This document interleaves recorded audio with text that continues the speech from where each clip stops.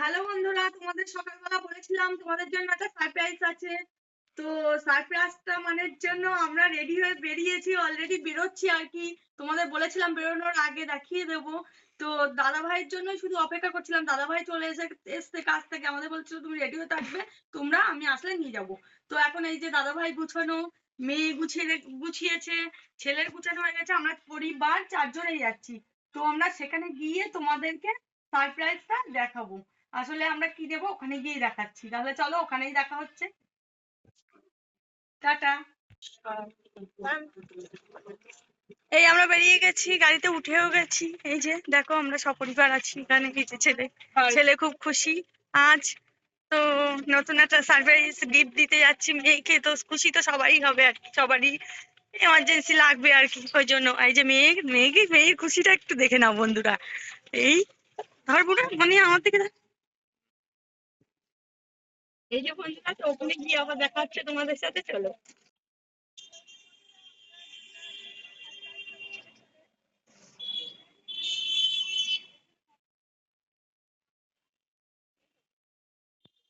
তো চলো, সারপ্রাইজ দেখানোর সময় এসে গেছে আসলে। আর আমিও দেখলাম এসে আর কি, তো আমাদের সরকারি গেছে সব।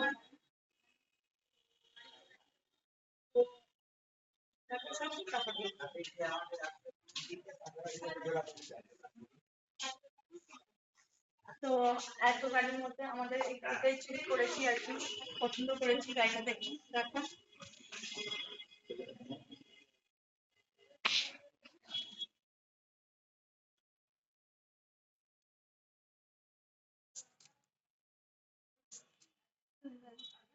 কমপ্লিট কথাবার্তা চলছে।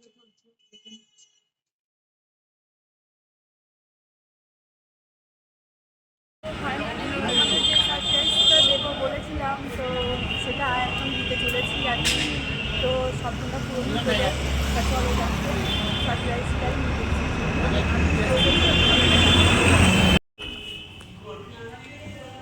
হ্যালো বন্ধুরা, এই আমাদের গাড়িটা রেডি হচ্ছে এখন। এই যে তো তোমাদের সারপ্রাইজটা দেখাবো বলেছিলাম, তাই এই হচ্ছে আমাদের সারপ্রাইজ।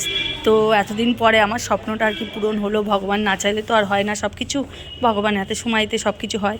তো এই যে অবশেষে এই তোমরা সব কমেন্টে বলো। হ্যাঁ, সুজুকি থেকে এসেছি, এটা বাকম্যান গাড়িটার নাম। আর হলো টপ মডেল আছে এটা এখন। আর তোমরা কমেন্টে বলো যে কেমন হয়েছে।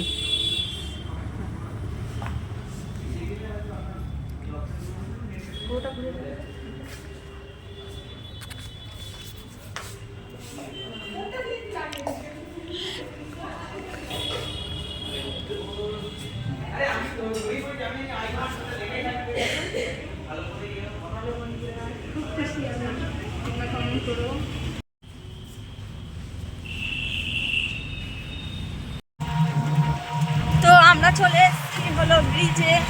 দেখো আমরা যাচ্ছি গাড়িটা পুজো করাতে হবে, ওই জন্য এই ব্রিজটা পার হলে চলো তাহলে দেখা যাক গাড়িটা পুজো করিয়ে তারপর দেখো।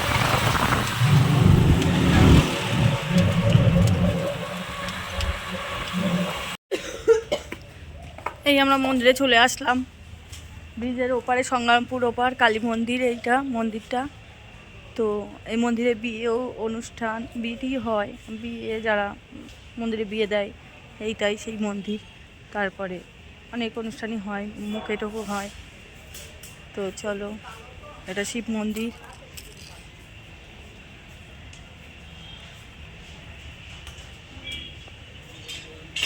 এই মায়ের মন্দির।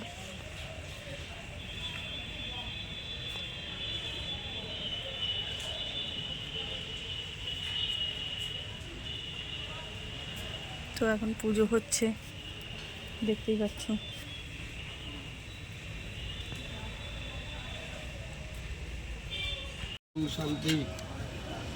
এই যে পুজোটা করা হচ্ছে এখন, গাড়ির পুজোটা করে নেওয়া হলো। দেখো ঠাকুর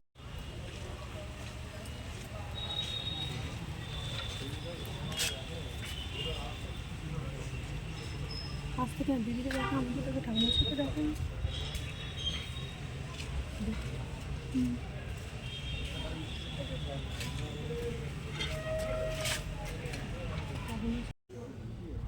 এমনি পড়ে যাবে।